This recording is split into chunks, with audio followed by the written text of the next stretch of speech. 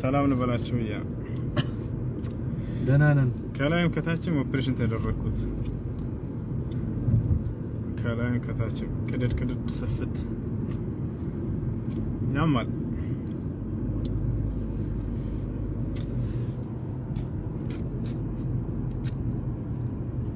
قال إني عبد الله آتاني الكتاب وجعلني نبيا وجعلني مباركا أينما كنت وأوصاني بالصلاة والزكاة ما دمت حيا الله وبرا بوالدتي ولم يجعل عندي ألفكم بقى زيازة بقى زيازة እኔ በዚህ ገባለሁ ነው እንዴ ዞር ላምጣ ነው ችግር የለም ወላሂ አንተ ነው አይሆንም በዚህ ቅርብ ነው ወላሂ ያላ ከኔ የት ነበር ዳኒ ሀቢቢ የት ነው ከኋላ ነው እዛው ላይ ተጽፏል አይደል አዎ ተጽፎበታል በቃ ደውዬ እጠይቃለሁ ተስያው ተዋላ شكرا بستنى يلا حبيبي والله مرحبا يا سلام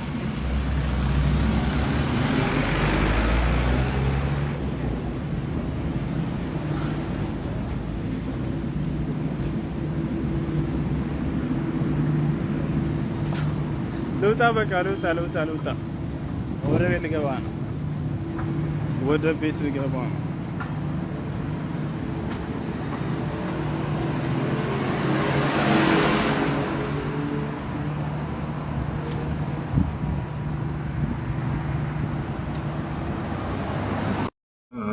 ልጆች ጥያቄ ከሌላችሁ ገስታ ትራኩሽ ገስታ ትራኩ አድሚያ ሸተር አስገባችሁ ጥያቄ ያለ ካለ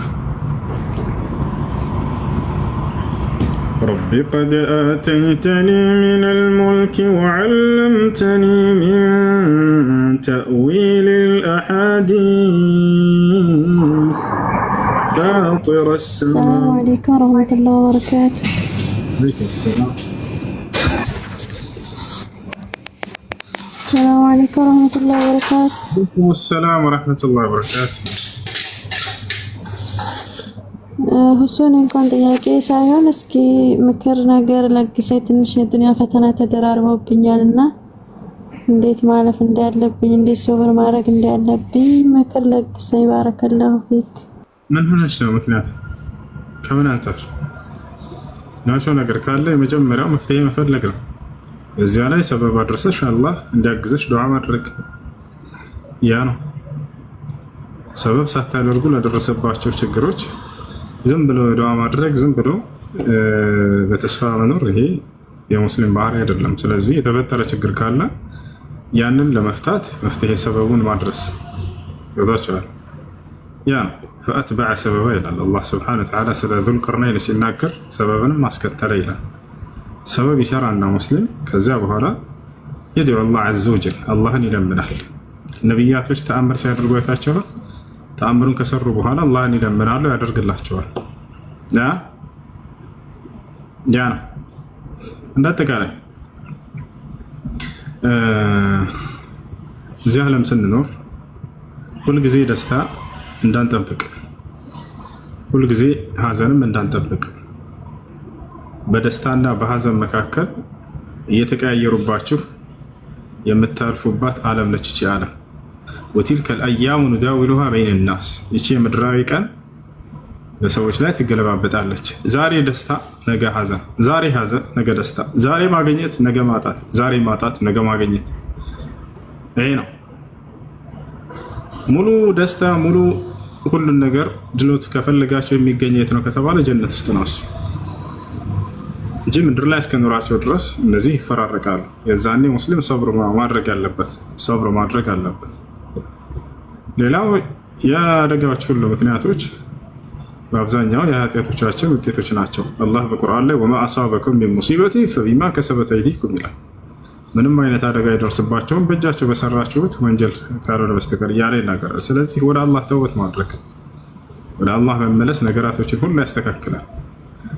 እሺ አላህ ነገራቶችን ያስተካክልልሽ፣ ሶብር ይለግስሽ። ጥያቄ አለ? ቀጥል። እኔ ያለኝ እሱ ልቀጥል። እሺ አሁን ለምሳሌ ጮኛዬ ሳላገባ ገንዘብ ልካልኝ ገንዘቧን በበላው ሐራም ይሆንብኛል? እሺ አንድ ሰው ሊያገባት ያለች ሚስት ኒካ አስራተን ወይ ነሰራ ስርካተ ወንድሜ ሃሎ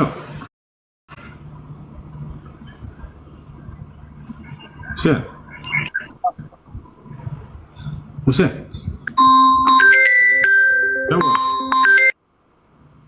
ብር ልትልክ ነው መሰለኝ እየደወለች ነው። አንሳ ነው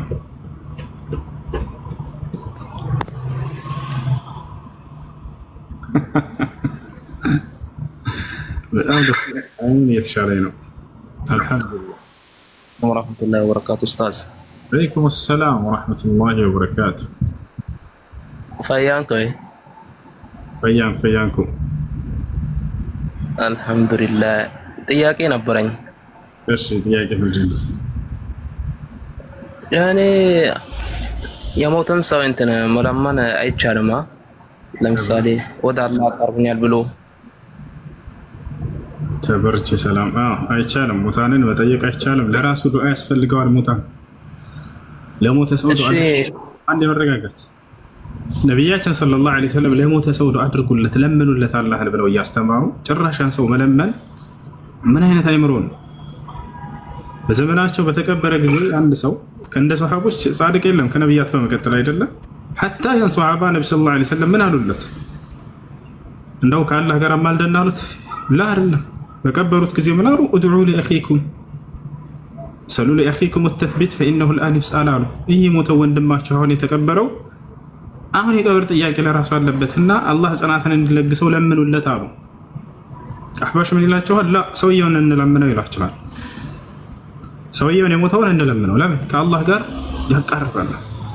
አላህን ይለምንልን ማለት ነው። ነቢዩ ሰለላሁ ዐለይሂ ወሰለም የሞቱ ሰዎችን ከቀበሯቸው በኋላ ዱዓ አድርጉላቸው። ለራሱ ትልቅ ሀጃ አለበት፣ እዛ ይጠየቃታል፣ የቀብር ጥያቄ አለበት። በሌላ ሐዲስ ላይ ነቢያችን ሰለላሁ ዐለይሂ ወሰለም እስተግፊሩ ሊአኺኩም ፈኢነሁ አልአን ይስአል አሉ። ለዚህ ለተቀበረው ወንድማችሁ ምህረትን ተማጸኑለት፣ እርሷን የቀብር ጥያቄ ይጠይቃታልና አሉ። ዞሮ እንደገና ሙታንን መጣራት ወላሂ ዳግም ትውልዱን ወደ ባዕድ አምልኮ መመለስ ነው። እንደዚያ ከሆነ ገብርኤል ማርያም እያሉ የሚለምን ሶስት ጥፋታቸው ታዲያ ምንድን ነው ሊባል ነው? እነዛም እኮ ለምን ይሄን ታደርጋላቸው ሲባሉ ለእኛ እኮ አምላክ ናቸው አላለም። ወደ አምላክ እንዲያቀርቡን አምላክን እንዲለምኑልን ነው ከሚሉት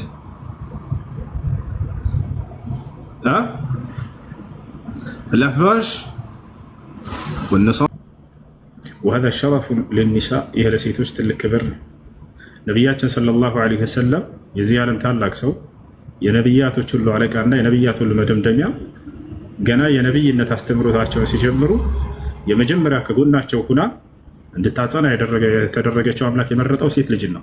ማነች? ኸዲጃ። ልክ እንዲሁ ነቢያችን ሰለላሁ ዐለይሂ ወሰለም የዚህ ዓለም ታላቅ ሰው አስተምሮታቸውን የአምላክን ትእዛዝ አድርሰው በጨረሱ ጊዜ የመጨረሻ ፍጻሜያቸው እንዲሆን ያደረገው በሴት ልጅ እጅ ነው። ነቢያችን ሰለላሁ ዐለይሂ ወሰለም አላህ ሱብሓነሁ ወተዓላ በዚህ መልኩ አክብሯቸዋል፣ አልቋቸዋል። ሴቶችን በዚህ መልኩ አላህ ሱብሓነሁ ወተዓላ አልቋቸዋል፣ አክብሯቸዋል። ይወታቸዋል ያ ነው። ስለዚህ ከዚህ የምንረዳው ሴት ልጅ ምንም እንኳን ነብይ ተደርጋ ባትላክ የነብይ አጋዥ እንድትሆን ተደርጋ ተመርጣለች። በኢስላም ከነብያቶች ጎን የቆሙ ናቸው ሴቶች። ይወታቸዋል።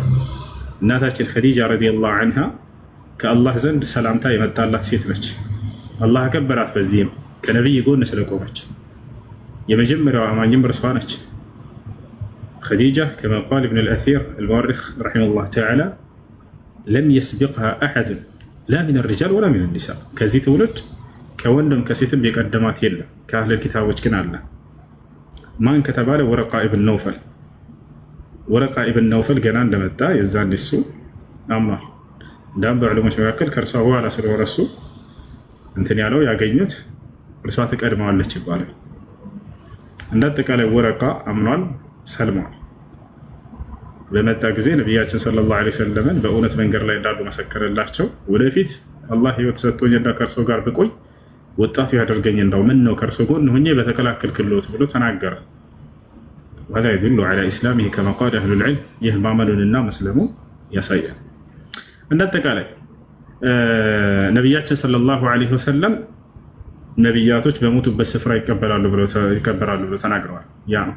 ሌሎችን ግን እንዴት ነበር ሲቀብሩ የነበረው ከተባለ ይህን ለየት ያለ ቦታ ወስዳችሁ ቅበሩት የሚል ትዕዛዝን አላስተላለፉም።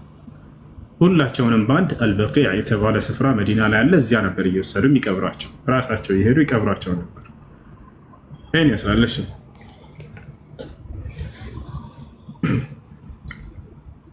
ጥያቄ አለ?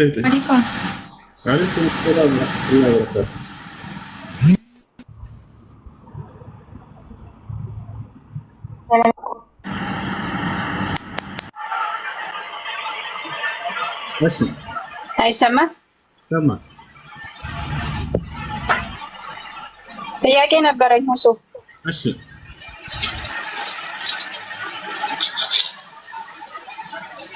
ይሰማል? እሱ የሱ አይሰማኝም። ዘባል ና ይሰማል። ጥያቄ ሀይድ ላይ በምንሆንበት ወቅት ቁርአንን እንዴት እንቅራ ነው? ይህ አድርገው ይሄት መንጋና ነው መንጋና ነው አድርገው ተፈሰለ። እሺ ሴት ልጅ ሀይድ ላይ የወር አበባ ላይ ስትሆን ጊዜ ቁርአን መቅራት ትችላለች አትችልም በሚለው ጉዳይ ላይ በዑለሞች መካከል ኺላፍ አለ። ገብታችኋል? ለአራት ይከፈላል። በዚህ ላይ አቅዋሉ العلماء في هذه المسألة 4 وهي الجواز والمنع كذلك كليا يعني. ومنهم من جوزه في حالات ومنهم من منعه في حالات. በዑለሞች መካከል አራት ሀሳብ አለ። ሙሉ በሙሉ ይቻላል ያላሉ ያለ ሸርክ ያለ ጓንት እና እንደፈለገች ይዘ ومن أفتى بذلك من المعاصرين الشيخ الألباني رحمه الله تعالى والشيخ مقبل رحمه الله تعالى. كأن رسم ملو بملو يكركران بفسم بحيد جزي بهفزم يهون بجركم بقوانت الميزان بملم بقرات يتشارب يالود ليلوش رقمو بجركمنا بقوانت عندهم موبايل ونيزا عندهم بهفزا بقرات تشلالدش የማይቻለው ያለ ጨርቅ ያለ ጓንት በቀጥታ ይዛ መቅራት ነው የሚላል። ሶስተኛ ነው። አራተኛ ደግሞ አይቻልም በፍጹም። ነገር ግን አስተማሪ ከሆነች እንዲሁም ሐፊዝ ከሆነችና እንዳትረሳ ከተፈራ የዛኔ ነገር ግን ትክክለኛ ነው ብዬ ማመን ሶስተኛ ነው። ከመረጃ አንጻር ዑለሞች ከተካለፉ ምን እንደምናደርግ ታውቃላችሁ። አላህ በቁርአን ላይ ተናገረ። ምን አለ? فإن تنازعتم في شيء فردوه إلى الله والرسول إن كنتم تؤمنون بالله واليوم الآخر ذلك خير وأحسن تأويلا። በሆነ ሃይማኖታዊ ጉዳይ በተጨቃጨቁ ወደ አላህና ወደ መልእክተኛው መልሱት አለ። وما معنى الرد إلى الله وإلى الرسول؟ معناه الرد إلى الكتاب والسنة. وفي الكتاب والسنة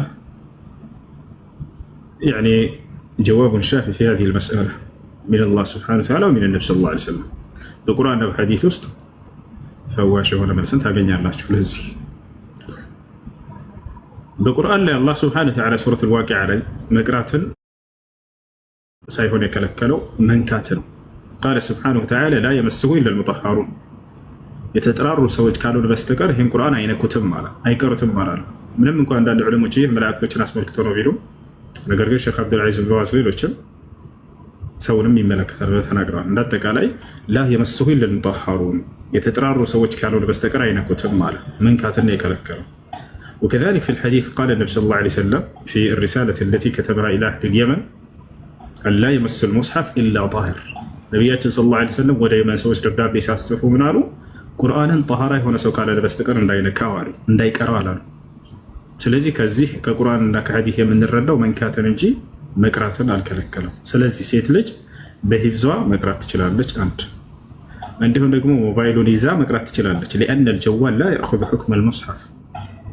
ሁለተኛ ነው። ሶስተኛ ደግሞ በጨርቅ ወይም በጓንት ይዛ መቅራት ትችላለች። የማይቻለው ያለ ጨርቅ ያለ ጓንት ቁርአኑን መያዝ ነው።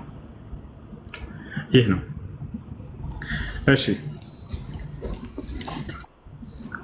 ሰላም አለይኩም።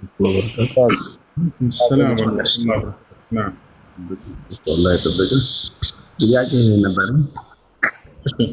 ምሳሌ ሶስት ሰዎች ከዚያ ላይ ሼክ ያመጡና ቁርአን ይቀራሉ ተቀሩበታል። ምን አልከኝ?